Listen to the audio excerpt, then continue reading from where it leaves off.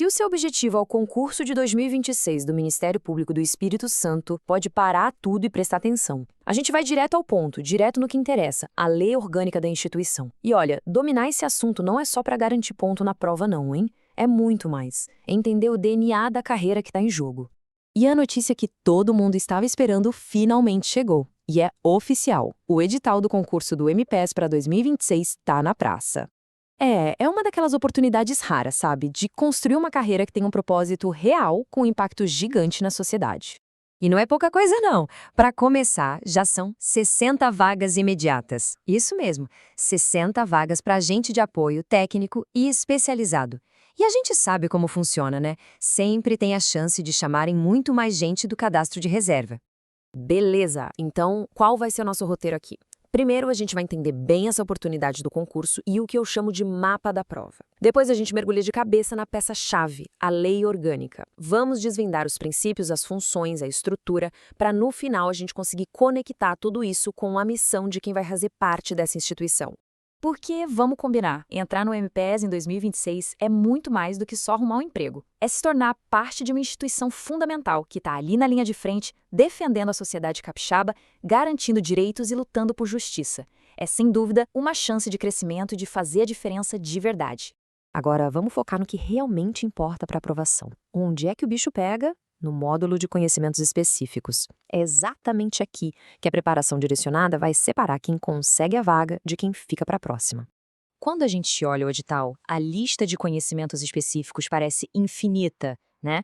Mas tem um item ali que é, sem exagero, a espinha dorsal de todo o resto, a lei orgânica do MPS. Entender essa lei não é só uma boa ideia, é o caminho, o único caminho para ser aprovado. Mas por que tanto barulho em cima dessa lei? Simples, porque a Lei Complementar 95 de 97 é a peça-chave do quebra-cabeça. Não é só mais um assunto para estudar, é o documento que define o que o Ministério Público do Espírito Santo é na sua essência. E olha, isso não é achismo não. Todo especialista em concurso vai dizer a mesma coisa. Com certeza vai ter questão sobre a lei orgânica na prova. Deixar essa lei de lado é como ir para uma guerra sem a sua arma principal. É pedir para perder. Tá, mas afinal de contas, o que é essa lei? Pensa nela como o manual de instruções do MPES. Sabe, aquele guia completo. É ela que define as regras do jogo, tudo, desde os princípios que norteiam a instituição até o que cada um faz lá dentro. E um detalhe importante, o edital foca principalmente no título 1, que é onde está a base de tudo. Então vamos começar direito pelo começo, exatamente como manda o título 1 da lei. É aqui que a gente encontra o verdadeiro DNA da instituição, seus princípios e suas funções. E isso não é só papo teórico não, viu? É a filosofia que guia cada passo, cada decisão de um membro ou servidor do MP. O primeiro princípio fundamental é o da unidade. Como assim? Pensa comigo. Não importa se um promotor está atuando aqui no Espírito Santo ou lá em Roraima. Ele representa uma única e mesma instituição, o Ministério Público. Quem fala não é a pessoa, é a instituição. Logo depois vem a indivisibilidade. O que isso quer dizer no dia a dia? Que a coisa não é pessoal. Se um promotor, por qualquer motivo, precisar ser substituído no meio de um processo, o outro que entra assume e o trabalho continua sem nenhuma interrupção, sem nenhum prejuízo. Porque, de novo, quem atua ali é o Ministério Público e não a pessoa A ou B. E agora, chegamos no princípio talvez mais conhecido de todos, a independência funcional. É isso aqui que garante que um promotor de justiça vai atuar com base na lei e na própria convicção, sem sofrer pressão ou receber ordem de um chefe. Ninguém pode chegar e falar, arquiva esse caso, ou denuncia fulano. Essa autonomia é o que garante que o MP está ali para defender a sociedade e não um interesse qualquer. Ok, os princípios que guiam a instituição ficaram claros. Mas como é que essa filosofia toda, de unidade, indivisibilidade, independência, se transformam em ação de verdade? Na prática, no dia a dia, o que o MPES faz? É aí que entram as funções institucionais, que mostram a força do MP. Ele está lá para defender a ordem jurídica, o regime democrático, para fiscalizar se as leis estão sendo cumpridas, mas o trabalho vai muito além. É zelar por interesses que são de todo mundo, sabe? O meio ambiente, a saúde, a educação, o patrimônio público. E claro, quando um crime acontece, é o MP que dá o pontapé inicial na justiça, promovendo a ação penal pública para buscar a responsabilização. Bom, E para dar conta de tanta responsabilidade, a instituição precisa ser muito bem organizada, certo?